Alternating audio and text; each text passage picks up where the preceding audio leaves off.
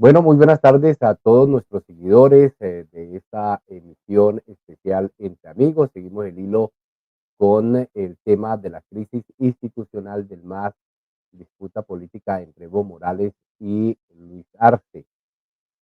El 10º Congreso del Movimiento al Socialismo MAS, el partido que gobierna Bolivia, realizó en, en octubre de 2023, dio paso para la división que se estaba incubando desde hace años.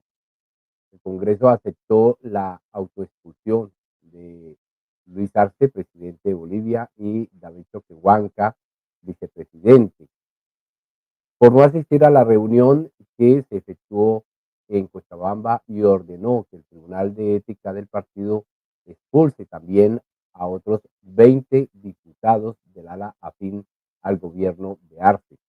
Además, como se preveía, ratificó al comandante Evo Morales como presidente del partido y como su candidato a la presidencia para las elecciones de 2025. A raíz de esa información que hemos venido ampliando con una anterior entrevista al abogado y analista político Gabriel Villalba, se ha suscitado una serie de comentarios positivos y negativos depositados en nuestro chat y en el WhatsApp, pidiendo ampliar la información acerca de esta disputa política entre los dos máximos líderes del movimiento al socialismo, partido oficialista de Bolivia. Para tal fin, hemos invitado al comunicador social y analista político José Daniel Llorenti, con el cual estaremos extendiendo o siguiendo el hilo de este análisis y dando más claridad a esta controversia política acerca de las elecciones presidenciales que tendrán lugar en 2025. Al licenciado José Daniel Llorenti le damos la bienvenida a esta emisión sobre la situación social y política en Bolivia. Bienvenido, licenciado José Daniel Llorenti, a esta emisión especial. Muchas gracias, muy buenos días para Bolivia, buenas tardes allá ya en Europa y buenas noches si nos ven en Asia. Entonces, doy un saludo muy cordial a todas las personas que nos van a escuchar y que nos están escuchando. Al mismo tiempo agradezco la invitación para participar de esta breve reflexión que vamos a efectuar, digamos, hablando en particular de la coyuntura política del país, de Bolivia. Y bueno, presto también a responder y explicar, en el caso de que sea necesario, algunas cuestionantes al respecto, ¿no? Fundamentalmente de esto que nos atañe, que es el tema de la coyuntura interna en el MAS y PSP, y bueno, de lo que se denomina, y muchos autores ya lo denominan como la crisis del MAS y PSP. Pero primero que todo, podría hacernos un contexto social y político de esa Bolivia que está viendo con ojos expectantes en qué va a parar todo esto. Bueno, la coyuntura no es la mejor, digamos, en términos políticos hablando, para el gobierno del presidente Luis Arce, para lo que se denomina el proceso de cambio, digamos, que es toda esta etapa de transformaciones y de demandas sociales desde comienzos del siglo XXI, digamos, desde el año 2000, cuando comenzaron las primeras movilizaciones, y para el mismo MAS y PSP, que es, digamos, la estructura orgánica y partidaria que engloba a todos los sectores sociales afines a este gobierno y, bueno, a todas las demandas que se manifiestan. El año 2019, como es de conocimiento general, en Bolivia hubo una crisis política y social y hubo un levantamiento social de las clases medias urbanas que desembocó en la salida de Evo Morales, digamos, ¿no? Eso se conoce como un golpe de Estado, debido a la ruptura constitucional que se suscitó cuando las fuerzas del orden, tanto policiales como militares, no respondieron al mando civil. El tema radica en que dentro del MAS y PSP, obviamente todos lamentamos lo lo sucedido. Sin embargo, dentro del MAS y PSP hay dos corrientes, una que trata de hacer una autocrítica de lo que sucedió, de cómo se llegó a un escenario de tal magnitud donde el gobierno del expresidente Evo Morales perdió el poder después de haber ganado una elección con más del 60% de los votos, lo cual obviamente debería llamarnos a la reflexión, y otro sector que se rehúsa a hablar al respecto y que cree más bien que es un tema cerrado y que más bien al contrario, simplemente fue un golpe de Estado propuesto, digamos, desde el exterior con intereses de, no sé, de expropiar o de privatizar nuestros recursos naturales, etcétera. Toda una narrativa que se crea al respecto. Esta idea, esta falta de autocrítica, lo que fue provocando en el MAS es una división cada vez más profunda en la quienes siguen el liderazgo del expresidente Evo Morales y entre quienes no es que siguen el liderazgo de Luis Arce o de David Choquehuanca, de otras personas, sino que al contrario simplemente tienen el interés de ser masistas, de apoyar al gobierno, pero no necesariamente en base al culto a la personalidad a Evo Morales, ¿no? Y esto provocó una ruptura considerable que ahora actualmente le estamos viendo los resultados. Me explico para ser, digamos, más detallista. Una vez que se recupera el gobierno en el año 2020 y Luis Arce y David Choquehuanca ganan la presidencia con más del 55% de los votos, en Bolivia empieza una etapa de reestructuración del MAS en esferas estatales, digamos, de manejo gubernamental y de gestión, como en esferas orgánicas, donde muchos diputados, senadoras que en otrora no tuvieron su espacio para cumplirlo, ahora lo estaban ejerciendo. Entonces, cuando se debería haber iniciado un proceso, digamos, de crítica en el interior del MAS y un proceso al mismo tiempo de autocrítica para quienes en algún momento fungieron como autoridades de Estado, se opacó esto y se empezó a electoralizar el ambiente. ¿Qué quiere decir esto? Que en lugar de apoyar la gestión de Luis Arce, que yo creo que en algún momento sí se lo realizó, que en lugar de efectuar eso, empezó una electoralización, empezando a hablar ya desde el año 2021 de posibles candidaturas al año 2025, cuando recién el gobierno del MAS o el gobierno de Luis Arce estaba unos pocos meses en el poder y, digamos, en el mejor de los casos, un año. Esto empezó a acelerar las contradicciones internas en el MAS y empezó a crear una coyuntura desfavorable, digamos, para la unidad en el MAS y PSB, porque obviamente si ya se empieza a pensar en elecciones, apenas se gana una elección, la flamante gestión no va a tener la posibilidad de cumplir digamos, las tareas a las que viene y las que quiere desarrollar, y al mismo tiempo también va a tener problemas en la gestión, porque la gente va a estar electoralizando el campo político. Ahora, ¿quién electoralizó el campo político? Lo electoralizó el expresidente Evo Morales, ¿no? El presidente Arce, en varias conferencias de prensa, se refirió a que él habló con el expresidente Morales y quedaron en una especie de no se hablará de candidaturas hasta el año 2024, y se quedó en eso. Sin embargo, Evo Morales no honró su palabra y empezó a hablar de candidaturas ya desde el año 2022 y el año 2023 ya directamente se proclamó como candidato a la presidencia, ¿no? Obviamente él asevera que lo proclamaron los sectores sociales, etcétera, pero eso es un poco difícil de creer sabiendo de lo que el presidente que ya tenemos del año 2016 en Bolivia, cuando Evo Morales convocó a un referéndum para modificar la constitución y bueno, no obedeció los resultados del mismo, provocando una crisis política el año 2019. Entonces ahora estamos viendo el mismo efecto. El hecho de que Evo Morales no haya cumplido su palabra hace que los tiempos políticos se aceleren y bueno, las contradicciones y las disputas internas en el mismo MAS y PC también se susciten de esta manera. Ahora, ese es el primer elemento, la electoralización del campo político. El segundo elemento que yo considero fundamental es la construcción de una narrativa ficticia entre traidores y leales por parte del expresidente Morales, ¿no? El expresidente Morales dividió el MAS en dos sectores. Los que se denominan traidores son todos los que de alguna manera no comulgan con su candidatura o que simplemente no respaldan hablar de candidaturas actualmente. Y los que se denominan leales, que toda persona que pueda apoyar a Evo Morales. Esta narrativa, lastimosamente, además de ser ficticia, empezó a construir una división en el MAS que ya superaba los términos políticos y empezó a considerarse en términos éticos. ¿A qué me refiero esto? El acusar de traidor a alguien, acarrea inevitablemente pues todo lo malo, ¿no? Porque un traidor de alguna manera representa todo lo malo en una sociedad, digamos, la deslealtad, la mentira, etcétera, etcétera. Y un leal representa al contrario todo lo bueno. Al hacer esta división de Evo Morales, dividió el MAS y PSP en dos sectores casi irreconciliables.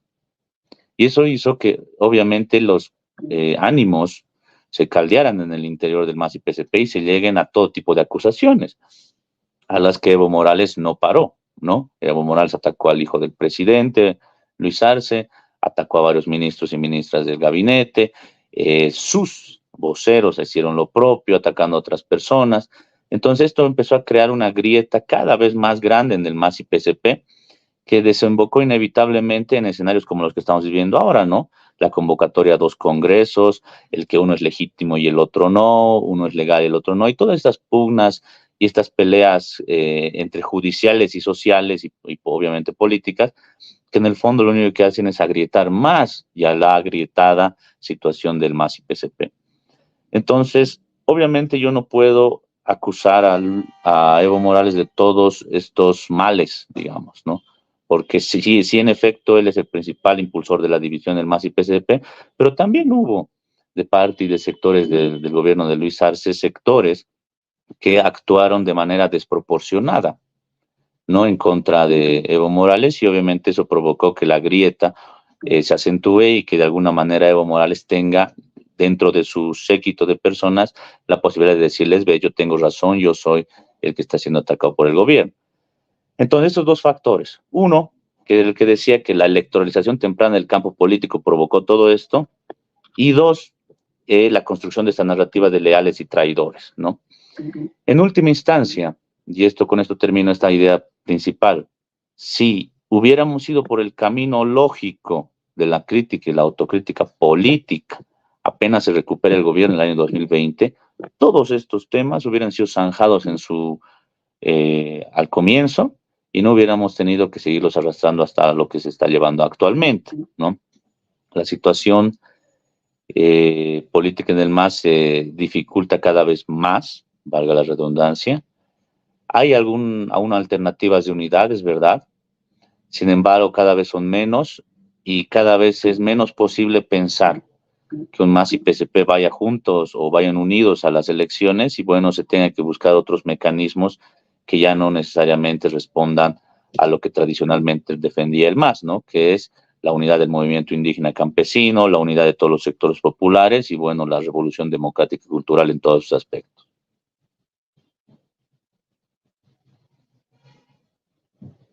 Bueno, usted apunta sobre el año 2021 a una profundización de esta crisis, pero en algunos escritos que he leído suyos, también hace un análisis mucho más profundo que viene de atrás.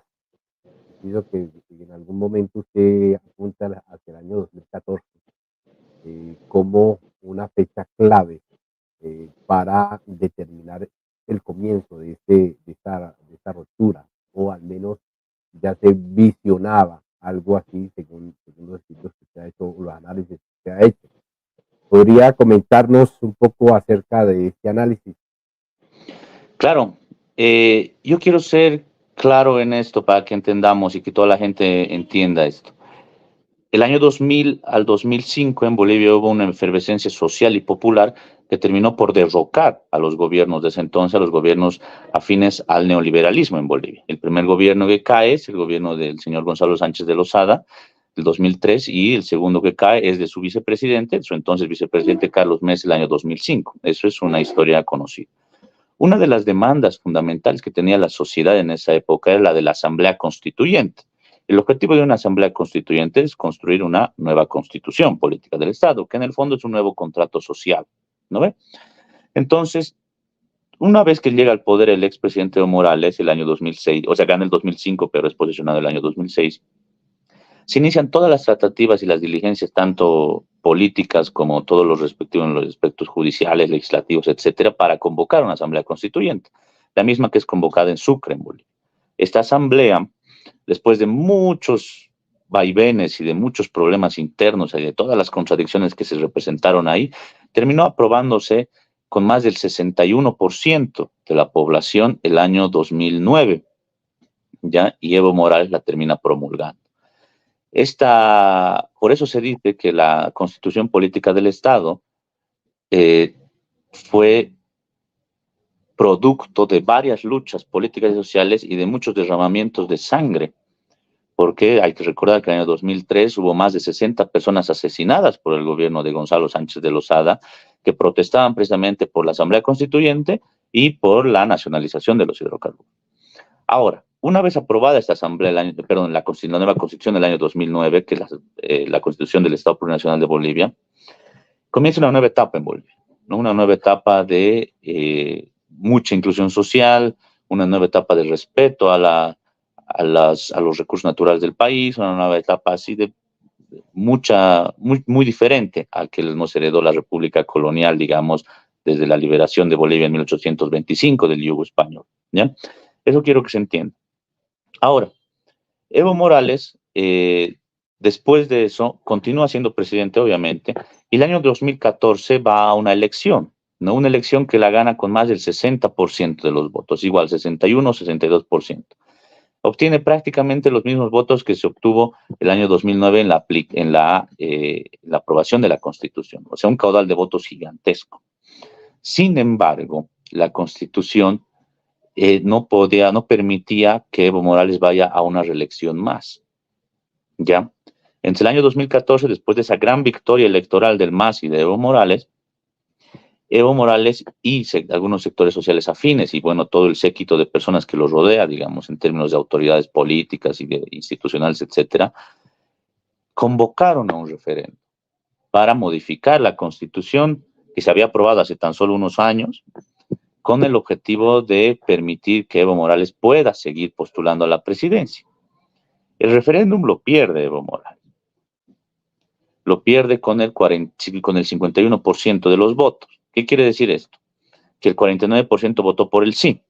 Aquí quiero que tomen en cuenta lo siguiente. El 2014, Evo Morales obtiene el 62% de los votos.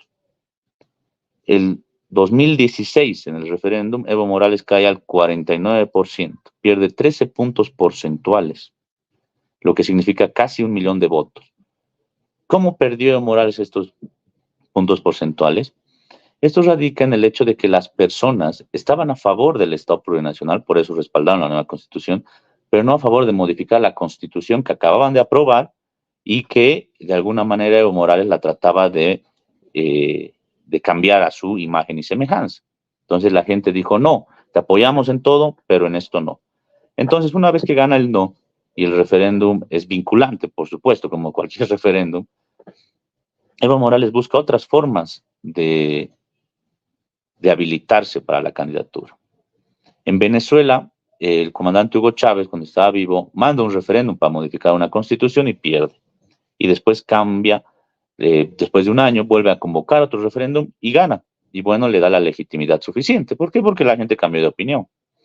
En el caso de Evo Morales, en lugar de convocarse otro referéndum como se debió hacer, o en lugar de simplemente buscar otro candidato en el MAS, que era también lo que se debería haber hecho, Evo Morales se habilita de maneras leguleyas, aduciendo el hecho de que es un derecho humano la repostulación, en base a que era un derecho político que no podía ser negado.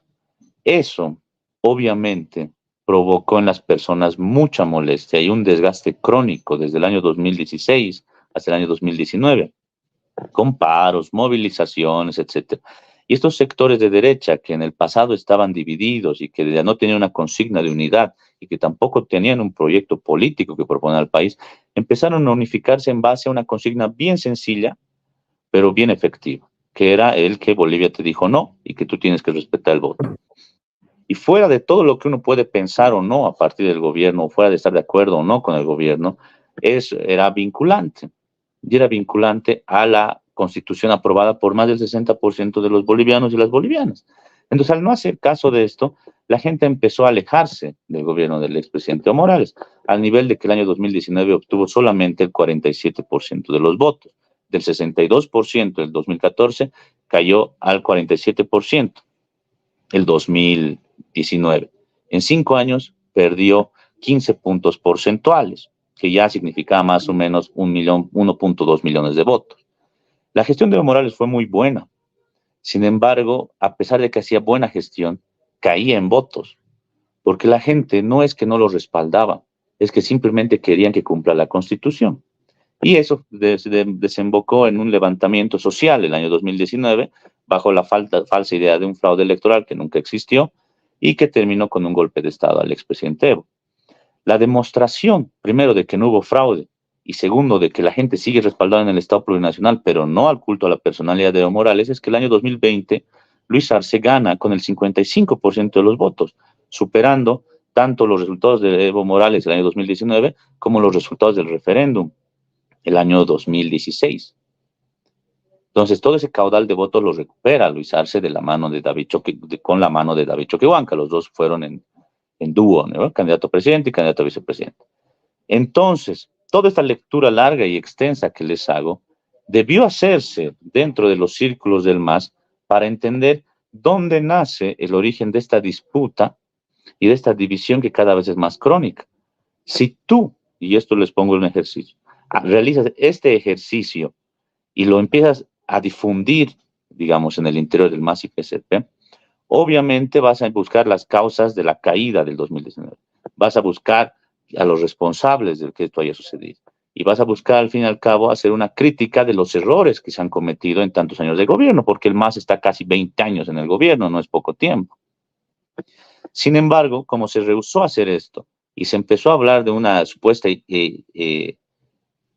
existencia de dos bandos entre leales y traidores, y se empezó a hablar de que supuestamente el gobierno de Luis Arce había derechizado y todas estas cuestiones, lo importante que es esto que les estoy diciendo, se dejó de lado y se empezó a hablar de cosas que en el fondo no representan, digamos, el verdadero interés de los militantes del MAS y PSP.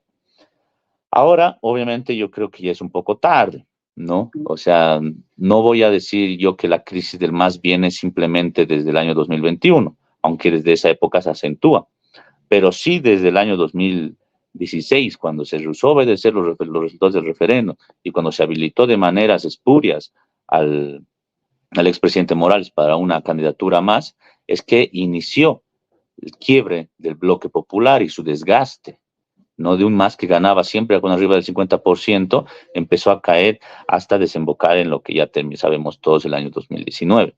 Entonces, con esta explicación extensa, yo quisiera que se pueda entender también la crítica y la crisis que está viviendo el MAS actualmente y no cerrarnos ni enfrascarnos en debates bastante coyunturales que en el fondo a veces son limitados, incluso tienden a ser negativos cuando se lo aísla, digamos, de su visión holística, digamos, ¿no? De todo el aspecto integral, digamos, de dónde deviene algo. Pero yo quiero apuntar una cuestión allí y es sobre algo que tú has comentado importantísimo y es la caída del electorado de Evo Morales. Eh, Me acuerdo yo, estoy acordándome en este momento de que a Evo Morales también en esa época, más o menos hasta estoy hablando del 2015, 2016, 2017,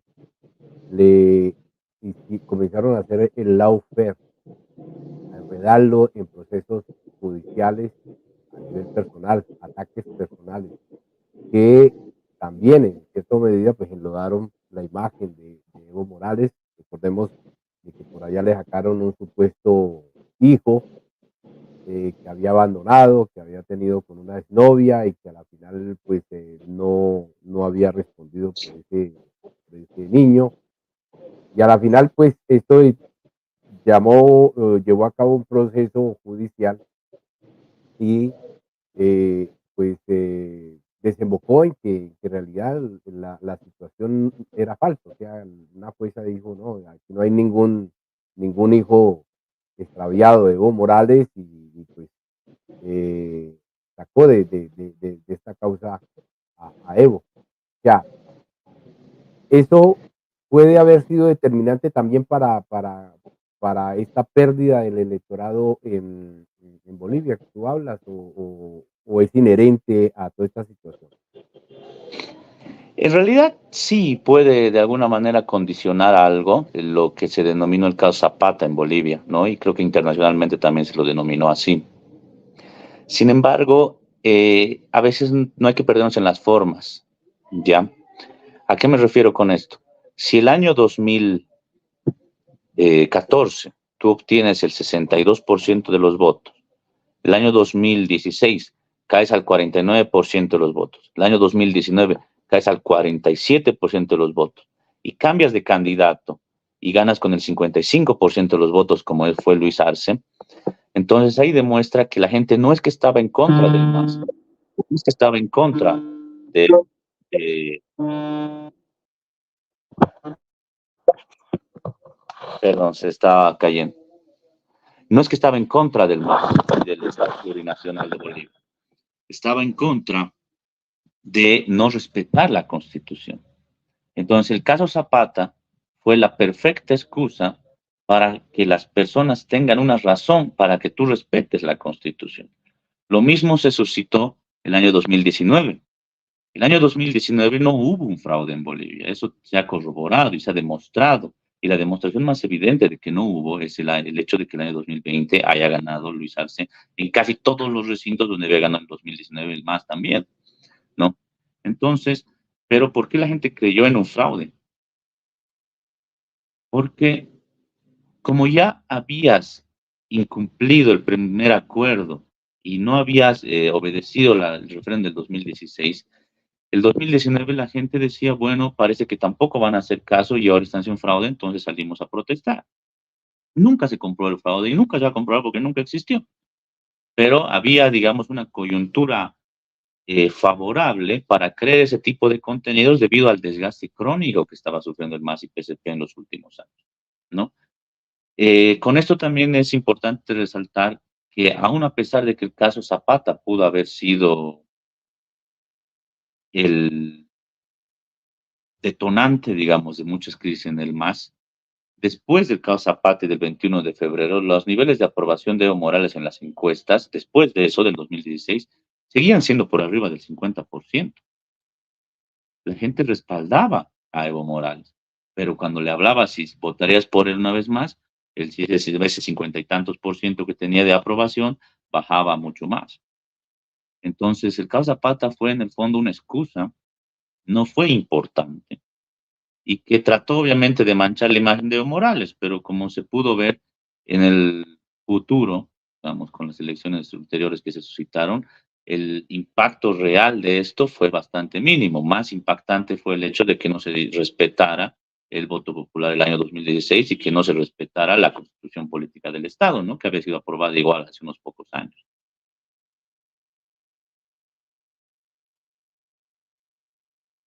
Bueno, lo cierto es que esta decisión o esta ruptura no solamente se ha dado a nivel de Evo Morales y de Arce, también ha impactado dentro de las organizaciones que pues respaldan al movimiento al socialismo. Recordemos de que en agosto pasado la Confederación de Unida de Trabajadores eh, citó a un congreso y este congreso salió prácticamente en pelea y salió dividido entre los que apoyan a Arce y los que apoyan a Evo Morales. La otra situación también es en la asamblea. Recordemos de que la asamblea también se dividió, se divide un sector viste, el otro sector artista, y esto hace una especie de escenario de bloqueo institucional. Que al no tener darse la mayoría dentro del Congreso, pues lógicamente que le va a ser mucho más difícil pues cumplir con ese programa de gobierno, con los proyectos que tiene para sacar adelante el programa de gobierno que tiene previsto. Eh, ¿Qué hay detrás de todo esto? O sea, cómo se está manejando la situación de tal forma que haya llegado al punto en que las mismas organizaciones sociales que respaldan al MAS en un principio que están consolidadas dentro del MAS también salgan afectadas con esta situación. Aquí hay una que hace una crítica tanto a Evo Morales como a Luis Arce, ¿no? Evo Morales dice que todas las organizaciones que respaldan a Luis Arce son prebendadas, lo cual es falso. Y dice que solamente los dirigentes están, sus bases no, lo cual también es falso. Luis Arce y la gente de Luis Arce dicen al contrario que las organizaciones de Evo Morales son chutas, que no son las reconocidas, etcétera, y que no, en el fondo no representan al movimiento campesino, lo cual también es falso. Tanto Luis Arce, en tanto presidente y como y maneja la estructura del Estado, como Evo Morales, que maneja la estructura partidaria y que tiene mucha afinidad con determinados sectores sociales, tienen cierto grado de legitimidad. Y las organizaciones sociales lo han notado, ¿no? Obviamente por determinados grados de simpatía, qué sé yo, por algunos otros intereses de otra naturaleza, están en determinados bandos. Pero sí existe una división constante entre ambos sectores, división que cada vez recrudece más, ¿no? Eso es lo primero que yo quisiera esclarecer para no decir que estoy de un lado ni del otro, porque yo no estoy de acuerdo con que unos acusen a que su otra organización es falsa o que es duplicada o qué sé yo, porque en el fondo no es así. Lo segundo, eh, al parecer es cada vez más difícil encontrar puntos de encuentro entre las organizaciones. Yo tengo entendido que sectores interculturales, sectores de Bartolinas y sectores de la CSUCB están mucho más inclinados a Luis Arce en todas sus departamentales, que son las que, digamos, los que configuran toda la confederación, ¿no ves? Sus federaciones departamentales. Sin embargo, si tú les preguntas a las personas, a los dirigentes, ¿estarían a favor o de, no sé, de quebrar el MAS? Ninguno está de acuerdo. Ninguno está. Porque es el instrumento político de las organizaciones sociales. Y aquí es donde yo creo que se va a suscitar un fenómeno, todavía no ha pasado, pero creo que se va a llegar a ese extremo, en el que, en el hipotético caso de que el MAS llegue a ser anulado para participar de esta elección debido a que no cumple los requisitos y debido a estas pugnas internas que se están presentando, van a ser las mismas organizaciones sociales, las CSUCB, las Bartolinas, los interculturales y todas sus centrales, subcentrales, regionales, etcétera, las que van a obligar a la unidad, ¿no? O por lo menos las que van a encontrar maneras de mantener el instrumento político unido, aun a pesar de los liderazgos peleados entre sí. ¿No? ¿A qué me refiero con eso? Uno, que los verdaderos dueños del proceso son pues estas organizaciones sociales. No son personas, ni cúpulas gubernamentales, ni cúpulas partidarias. Dos, este instrumento se ha fundado en los años 90, en 1997. Entonces, es, una, es un instrumento que ya viene con mucho tiempo de recorrido en la política. Y anularlo por una pugna entre dos liderazgos, obviamente va a provocar muchos problemas internos, ¿no? Imagínense que un dirigente va y le dicen, miren compañeros, a sus bases, nos han anulado el MAS. Entonces ese rato lo linchan, pues le van a decir, puta, ¿cómo te va a hacer anular en los partidos? Digo? Porque el MAS, a diferencia de los partidos tradicionales, aunque cada vez se parece más a eso, pero el MAS, a diferencia de los partidos tradicionales, sí tiene una correa de transmisión en temas de relacionamiento con los sectores sociales. Yo menciono estas tres organizaciones que son las organizaciones matrices, pero también tiene cercanía con gremiales, transportistas, juntas de vecinos, etcétera, etcétera, a diferencia de otros partidos políticos en Bolivia, que en el fondo tienden a ser más unos clubes de amigos que otra cosa. Entonces, eso va a llegar a un punto de efervescencia, yo creo, en el que van a tener que tomar decisiones las organizaciones sociales que van a poner contra la pared tanto a Luis Arce en tanto gobierno como a Evo Morales en tanto cúpula partidaria. Y van a tener que tomar decisiones en conjunto, tanto para salvar, y para la redundancia, el instrumento político, como para ver qué se va a hacer de cara a las elecciones del año 2025, que bueno, prácticamente falta un año, ¿no? Entonces, eso yo creo que puede, o sea, yo lo veo más o menos de esa óptica. Y quizás para concluir esta idea, el hecho de que cada vez haya más división en el interior del MAS y que ya sean las organizaciones sociales matrices las que se estén presentando, es una cuestión que históricamente nos va a sacar factura, quienes de alguna manera apoyamos a este tipo de gobiernos, ¿no? Porque los momentos de unidad social, digamos, de congregación de varios sectores sociales con un mismo objetivo son pocos. La característica habitual de los sectores sociales y de las sociedades en general es estar divididos. Estar unidos es más bien la excepción. Y si desaprovechamos una oportunidad así, simplemente por una pugna de liderazgos, y al mismo tiempo desaprovechamos una situación así por una cuestión estrictamente de una elección, que no es otra cosa que eso, digamos, es una elección presidencial nada más, de alguna manera estaríamos traicionando todo el legado de tantas personas que han luchado por tantos años en su vida para conseguir algo así, ¿no? Y efectivamente, hay otra situación, se ha acusado en varias ocasiones, he leído yo, he tratado de seguir la información y pues he encontrado de que hay acusaciones contra el gobierno de Arce por haber, haber tomado, estar manipulando también a otras instituciones como la justicia, el Tribunal Constitucional y también el Tribunal Electoral. Esto en el sentido de que pues, en diciembre, perdón, en octubre del año pasado, pues se realizó el Congreso, que ya sabemos en donde pues, los expulsan a, a Arce y a Choquehuanca y a otros funcionarios del gobierno y, y se proclama a Evo Morales como dirigente y candidato a las presidenciales de 2025. Luego de eso, pues hay una impugnación por parte de los sectores de Arce o por parte de Arce al Tribunal Constitucional y este pues anuló la, este Congreso.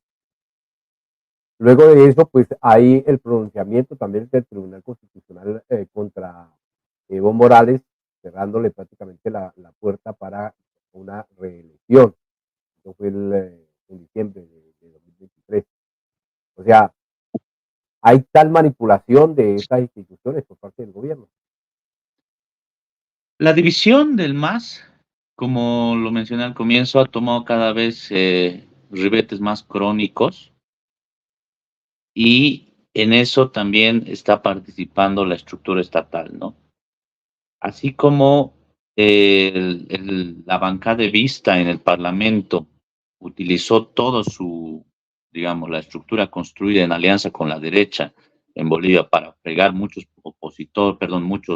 proyectos en beneficio de la gente, digamos, aprobación de créditos para infraestructura, incluso ni siquiera se aprobó el presupuesto general del Estado, el ascensos para policías y militares, etcétera. Así como ellos evitaron que la gestión continúe, entonces, del otro sector del MAS, lo que se trata de hacer es también manejar las instituciones para perjudicar al otro rival, ¿no? Y ahí es donde se empezó una lucha que es precisamente la que hablaba al comienzo, de la disputa entre ambos bandos en sus propios congresos, en sus propias estructuras, no sé si decir, sociales, institucionales o sindicales, y que cada uno está armando por su lado lo que consideran que es lo legítimo y lo que consideran que es lo legal, ¿no? El hecho de que se haya acrecentado tanto la división y tanto la pugna interna ha hecho que ya el Estado se vea inmiscuido en esto, ¿no? Y aquí yo creo que es importante destacar una cuestión, ¿no? Que sale en las encuestas. La mayoría de la población boliviana al comienzo veía el problema del MAS como un tema de un partido político. No decían que el partido político resuelva sus temas internos. Sin embargo, esta pugna ya está empezando a producir muchos problemas internos en el funcionamiento del Estado, ¿no? Y esto obviamente hace que la gente reaccione de manera negativa ante ambos bandos, el de Luis Arce o ante el de Evo Morales. Para la población, una persona del MAS, no importa de qué bando sea, es una persona del MAS, así de sencillo. Entonces, yo creo que lo que tú mencionas, esto del uso de la justicia o del uso de las instituciones estatales, digamos, tanto la Asamblea Legislativa para boicotear la gestión de Luis Arce como del aparato de justicia para de alguna manera limitar el accionar político de Evo Morales, son consecuencias, perdón, de esta crisis interna que se están viendo y que, bueno, al parecer se recrudece a pasar de las semanas y los días con los otros dos congresos que se han convocado, ¿no? Tanto en el trópico como en la ciudad de la... Sí, efectivamente. García Linera, García Linera, pues ha dicho pues que es justo y correcto de que haya una nueva candidatura de Evo Morales para el 2025.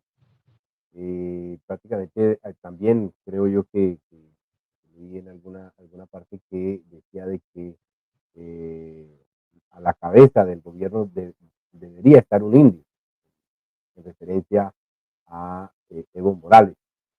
Eh, ¿Qué opinas de esto, de este, de este anuncio, de este apoyo que ha dado en un principio Álvaro García Linera, vicepresidente de Bolivia?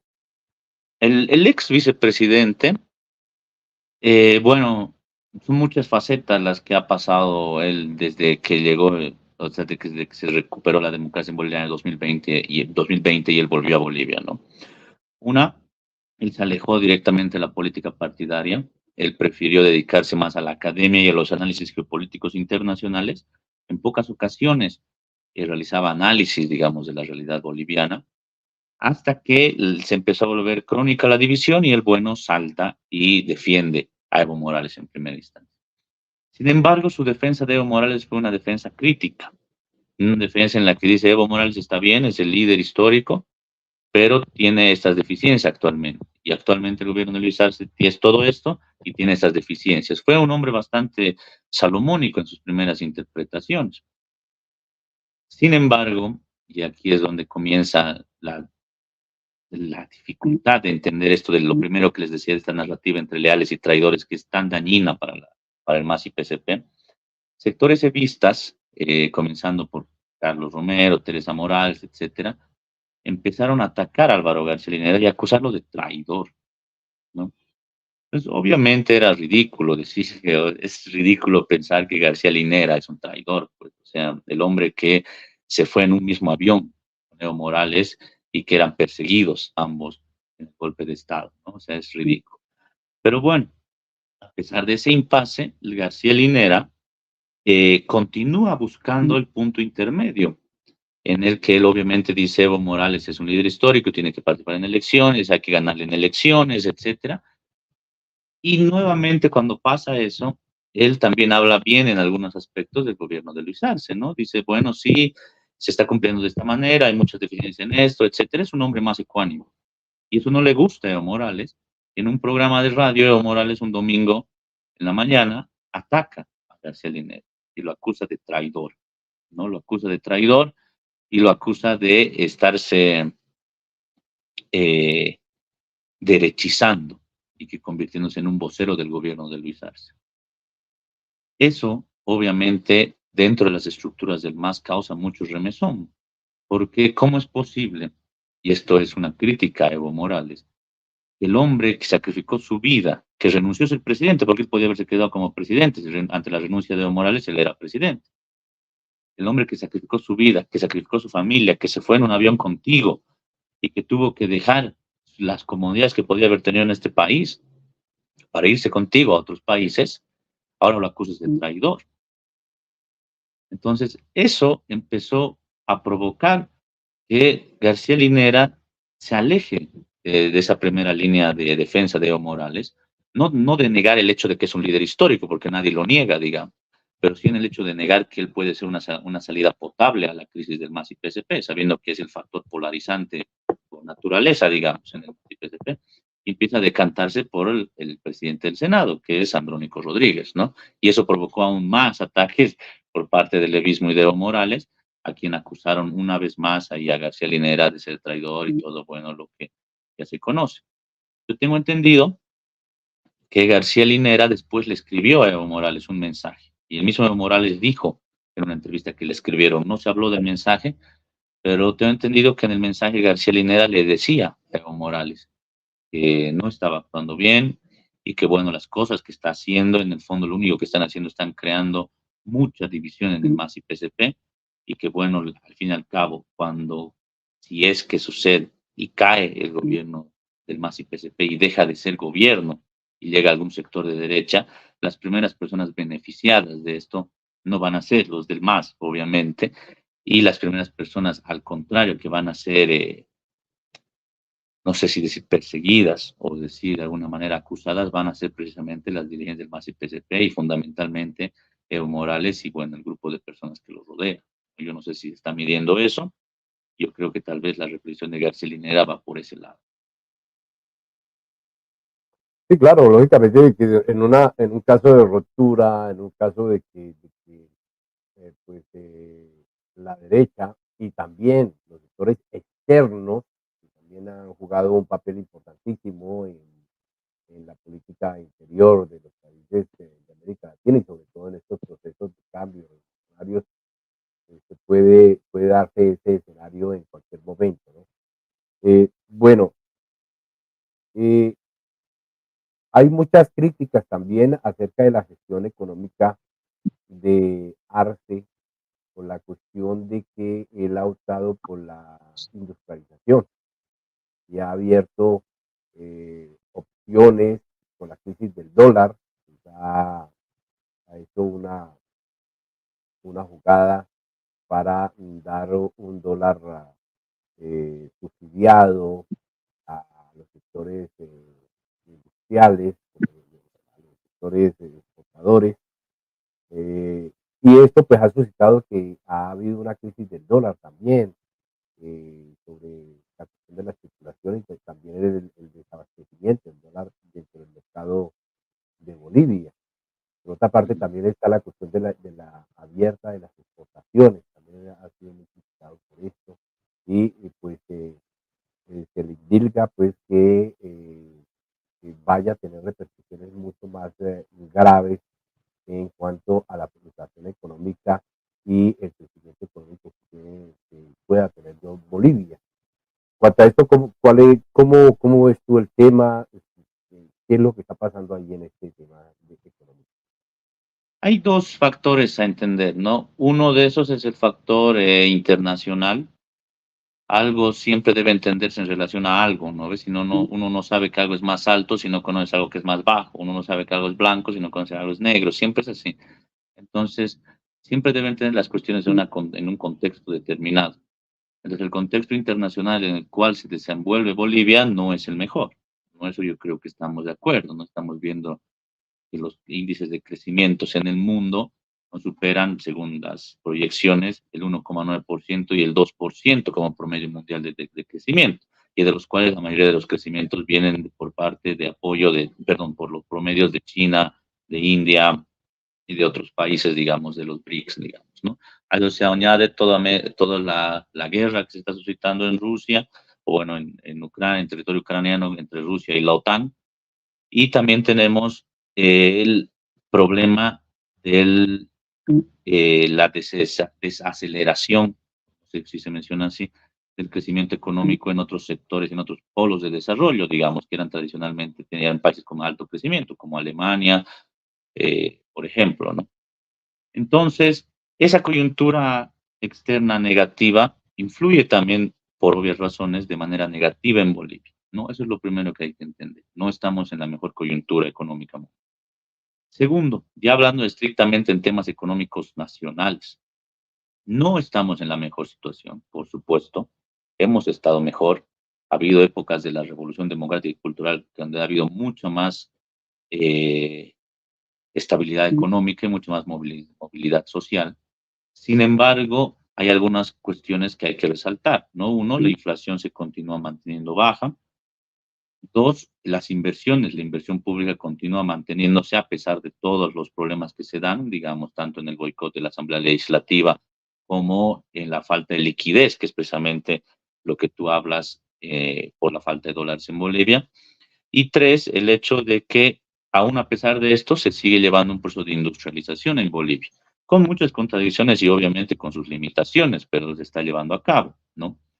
Aquí yo no quiero hacer apología del gobierno de Luis Arce, yo no voy a decir que gracias al gobierno de Luis Arce se está industrializando, porque la industrialización ya viene siendo una idea desde el gobierno de Evo Morales, es una continuación más bien lo de Luis Arce, simplemente que Luis Arce hace más hincapié en este aspecto de lo que en algún momento hizo Evo Morales, ¿no? Entonces, esa es la diferencia, digamos, pero en el fondo siempre hay que encontrar que ambos gobiernos son parte de un mismo proyecto, aun a pesar de que pueden estar distanciados en estos últimos años, digamos. Eso es lo primero. Lo segundo, en relación a la crisis de dólares, a la liberación de exportaciones que se dio, digamos, a los grandes empresarios en Bolivia, digamos, estas eran medidas que yo, o bueno, la liberación de, para hablando en particular de la liberación de exportaciones, esas son medidas de mucho riesgo, ¿no? Porque el empresariado siempre tiende a pensar en su bolsillo más que en la construcción de un mercado interno donde pueda desarrollar, digamos, un país. Lógico, ¿no? Yo empresario prefiero exportar a cualquier otro país donde voy a recibir más dinero que vender en Bolivia donde vendo más barato, ¿no? O sea, cualquiera lo haría. Entonces, esa es la forma de pensar del empresariado. El empresariado es muy pragmático, ¿no? Y el hecho de haber cedido y darle la posibilidad de exportar libremente, yo tengo entendido por parte del gobierno de Luis Arce, tiene un objetivo de abastecer el mercado de dólares y al mismo tiempo de evitar futuros problemas económicos que se pueden suscitar precisamente por la escasez de dólares. Esto eh, espero que sea una medida con límites, porque liberar las exportaciones así nomás en base a una supuesta libertad de mercado, etcétera, nunca rinde frutos para un país, eso es falso. Siempre rinde frutos para determinados grupos empresariales muy poderosos, digamos, o con mucha capacidad adquisitiva. Entonces yo espero que el gobierno de Luis Arce en ese sentido tenga la capacidad de regular un poco el comportamiento empresarial, o por lo menos de estas burguesías agroindustriales. El, el tema también de exportar no solamente fue una idea de Luis Arce, ¿no? El mismo expresidente Evo Morales aseveró en varios tweets, él publica mucho en Twitter, ahora denominado X, pidiendo la liberación de exportación, ¿no? Es una medida en que yo creo que tanto Evo Morales como Luis Arce de alguna manera implícitamente, aunque no lo digan públicamente, deben haber estado de acuerdo. Esto debido a la necesidad, digamos, o tal vez a la presión empresarial. Sin embargo, y eso lo reitero, esperamos que no sea un cheque en blanco para que estos sectores empresariales puedan después pedir más cosas al gobierno que vayan en desmedro del mercado interno y obviamente de la mayoría de la población boliviana y fundamentalmente de la clase media boliviana, que es la que más se beneficia con el modelo económico actual en Bolivia.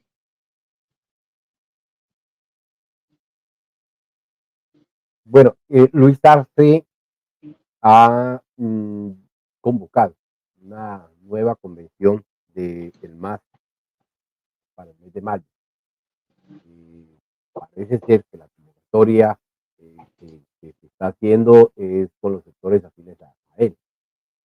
Y pues que sea ha sido una convocatoria que se ha hecho que tiene que ser distinta a la convención que se hizo en octubre del año pasado por parte de Evo Morales y Cochabamba, que pues fue anulada y también eh, no fue aprobada, ¿no? En este momento y que levantó prácticamente la, la, la expulsión de Arte y de pues, Toquehuanca. ¿Cómo ves tú? Esto podría ser que a través de esta convención se logre de pronto un acuerdo y haya un entendimiento entre los dos líderes y pueda sanarse todas las heridas, digamos así, que hay internas para que se busque la unidad o esto puede fragmentar mucho más el problema. Pues no. Yo creo que la posibilidad de la unidad es siempre una posibilidad, ¿no? Hasta en el peor de los escenarios siempre existe la posibilidad. El tema es cómo hacerlo, ¿no? Legalmente, institucionalmente, orgánicamente, cada vez se presentan más problemas para que suceda. Sin embargo, si existen factores externos que realmente pongan en peligro el proceso de cambio, yo creo que puede suscitarse un proceso de unidad. Obviamente, no sé si vayan a curarse todas las heridas creadas internamente, pero por lo menos sí sé que el pragmatismo político puede primar para lograr acuerdos que beneficien en el fondo a todos los masistas, ¿no? Ese es en el fondo el objetivo, tengo entendido. Si se hagan en congresos, si se hagan en ampliados o en reuniones más cerradas entre las autoridades, esas formas ya las va a ver la coyuntura, ya se van a ir viendo en relación a cómo van dándose las cosas. Pero siempre una posibilidad, y esto hasta por una cuestión de estrategia política, ¿no? Eh, Cualquier estratega político te va a decir siempre que si puedes evitar la guerra, evítala, porque la guerra es desplazamiento de recursos, es energía, es además desgaste y además tienes la posibilidad de perder. Si puedes evitar eso, sería lo mejor. Pero bueno, como van las cosas, hay que tener, yo creo, más fe de la que caracterizan, digamos, actualmente a nuestros gobernantes y bueno, tanto partidarios, digamos, por parte de Evo Morales como estatales por parte de Luis Arce. Bueno, ya para ir concluyendo la entrevista, hay varios escenarios que se ven también a la vista, ¿no? Uno de los escenarios es también de que pues eh, cada parte salga dividida y con formaciones políticas diferentes, cosa que dejaría prácticamente en el limbo el MAS y por ende pues lo ilegal, la ilegalidad del MAS se vería a la vista eh, porque no podría ser reconocido pues, por el tribunal electoral. Eh, y el otro escenario que sería es la convocación de primarias, que donde pues realmente los seguidores del MAS pues elijan entre Arce o Evo Morales cuál sería el candidato a la presidencia. Esto pues siguiendo de pronto una idea de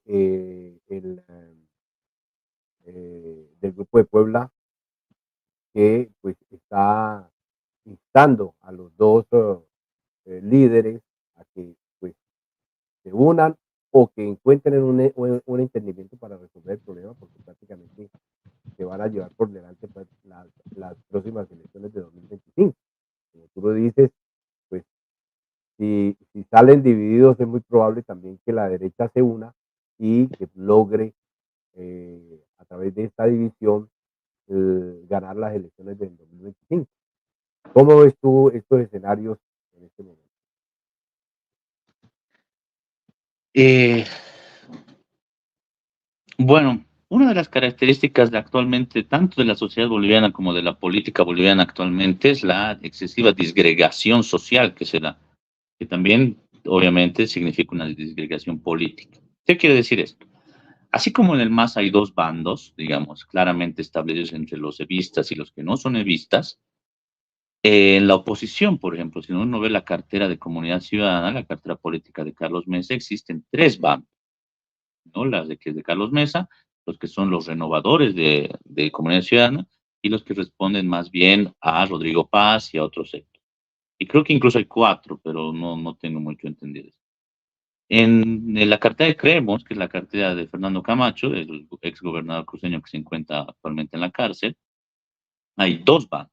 Uno que son los leales a Camacho, podría denominarse así, los camachistas, y otro que son los que son de la cartera de Creemos, ¿no? O sea, todos los partidos políticos, incluso el movimiento Tercer Sistema, que es de Félix Paz, ha presentado una división.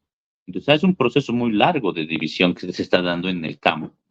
Eso abre la posibilidad a que incluso yendo el MAS dividido, una de las facciones del MAS pueda ganar, ¿no? Obviamente no es el mejor escenario, es ganar por el desastre, es ganar en minoría, pero digamos que puede suscitarse. Dos, de los escenarios que mencionas, uno es el de ir a primarias. Si hablamos de primarias cerradas, en el MAS y PSP las primarias cerradas se complican un poco, por el hecho de que primero Luis Arce no cumple los 10 años que se estipulan en el estatuto. Segundo, en el caso de que se abra esa posibilidad y se pueda que Luis Arce postule, también hay que ver cuántas personas realmente el MAS y PSP pueden votar, porque no todos los que de alguna manera respaldan al proceso de cambio o a la Revolución Democrática y Cultural o sienten cierta afinidad están inscritos en el MAS. Entonces habría que ver también la forma de abrir las inscripciones en los libros para que mucho más gente se inscriba al MAS y pueda votar. No, ese es un tema en elecciones primarias. Se complica aún más cuando tomamos en cuenta la resolución del Tribunal Constitucional del Poder Nacional que de alguna manera limita que Evo Morales pueda candidatar a presidente una vez más. Si se toma en cuenta eso y el Tribunal Electoral lo toma en cuenta, Evo Morales no va a poder participar de las primarias en tanto candidato a presidente y podría en tanto candidato a vicepresidente, digamos, ¿no? Eso también es otra parte, otra variable, digamos, del campo de la interpretación del escenario en el hipotético caso de ir a primarias cerradas.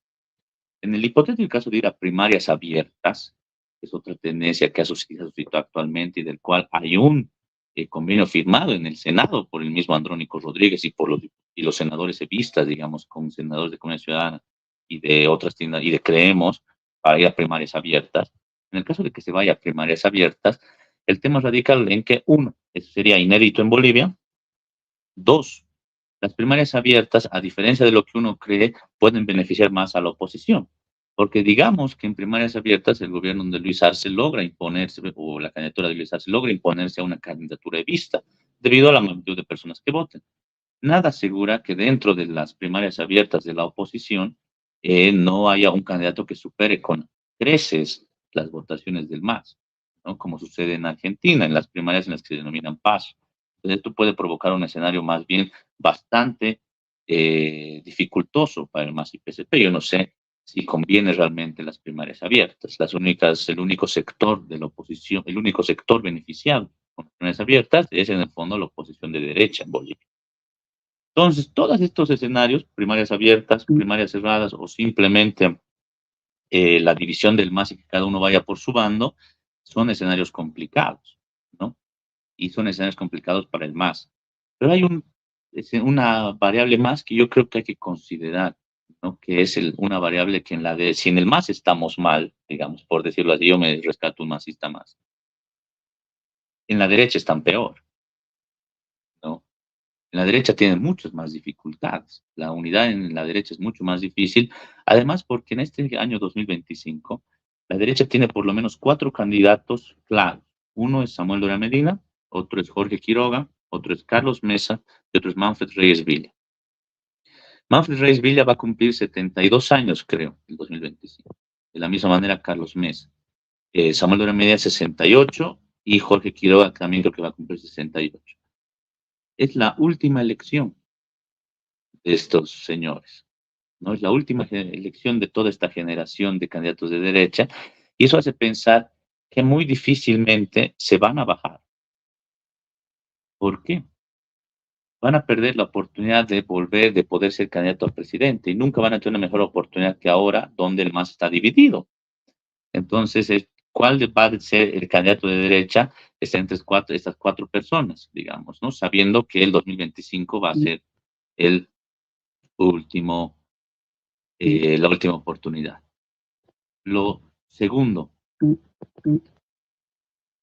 hay una renovación en la oposición, hay una renovación con sus propios candidatos opositores que están tratando de renovar la política y que yo no sé si vayan a ir en las carteras de alguno de estos 4 candidatos. Tal vez busquen su propia, no sé, su propia tienda política y postulen con su propia fórmula. No es algo arrebatado pensar eso, ¿no? Entonces, pensar la unidad en la oposición es, creo que aún más difícil que pensar la unidad en el movimiento socialismo.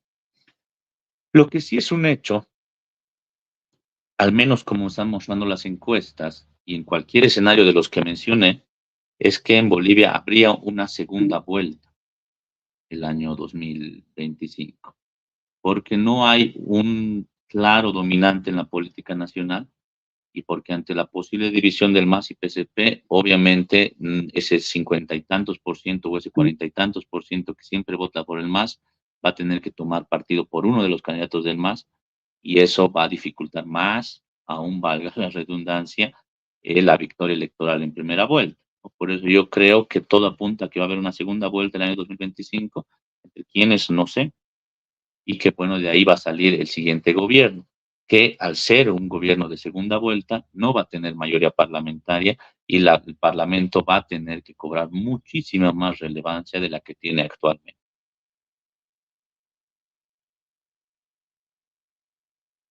Bueno, por último, pues, ¿cuál sería ese mensaje que tú le dejarías a todos nuestros seguidores, a todos nuestros oyentes, eh, eh, con respecto a este tema tan, tan álgido, tan importante para Bolivia en su vida política, en su vida social? Porque esto repercute también en la vida social de Bolivia. Recordemos que es el partido oficialista el que está, eh, que tiene problemas internos y que de ser así, de ahondar estos problemas, eh, como tú lo dices, podría haber un cambio dentro del panorama político de Bolivia, podrían haber unos escenarios y que todo lo que se ha conseguido hasta ahora con esta revolución cultural que se ha dado en Bolivia,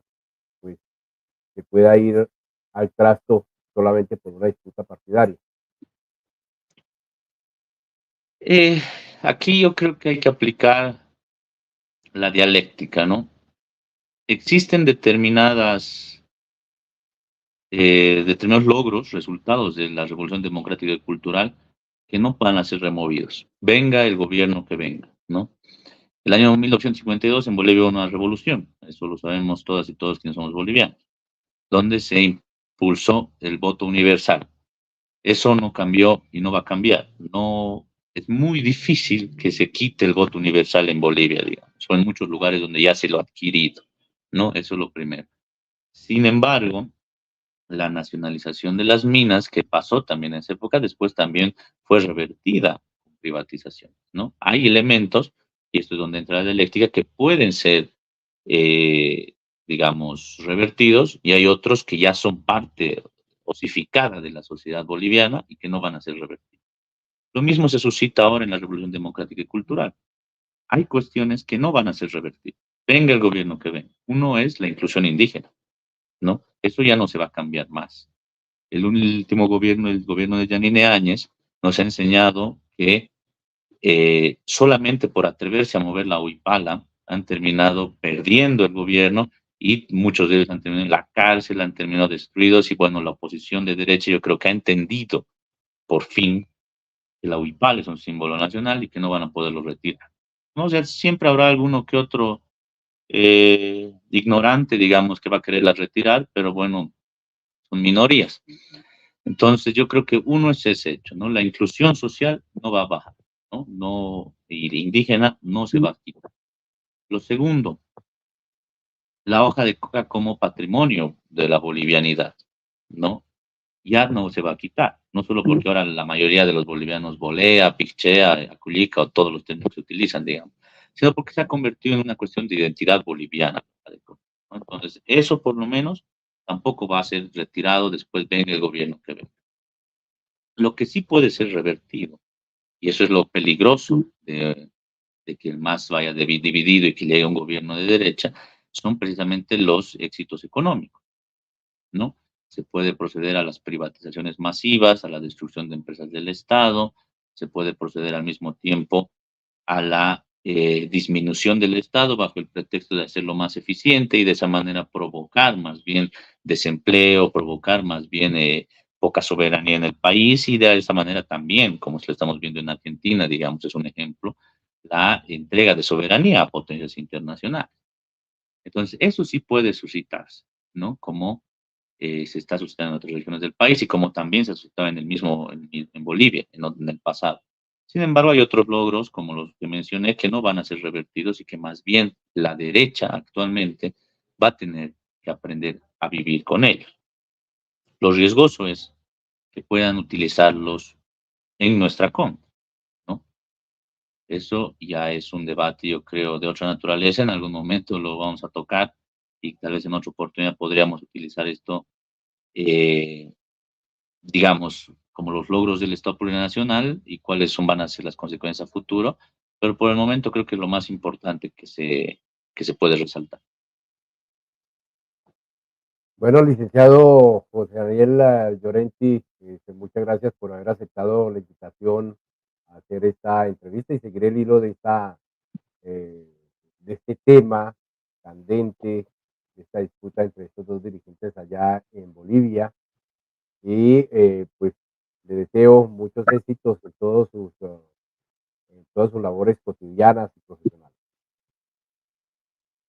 Muchas gracias por la invitación. Espero haber absuelto algunas dudas y otras tal vez también incorporarlas. Al mismo tiempo espero dar una visión un poco más imparcial de lo que está suscitándose en Bolivia actualmente, fuera de fanatismos y fuera de cultos a la personalidad, y ver más bien las condiciones óptimas para que, si es que este proceso revolucionario que se ha dado en Bolivia continúa, podamos analizarlo todas y todos de manera crítica, de manera autocrítica y siempre en beneficio de las mayorías sociales. Muchas gracias. Bueno, y a todos ustedes, amigos oyentes, este servidor y amigo Hugo Renero Orihuela les envía un gran abrazo. Los quiero de corazón.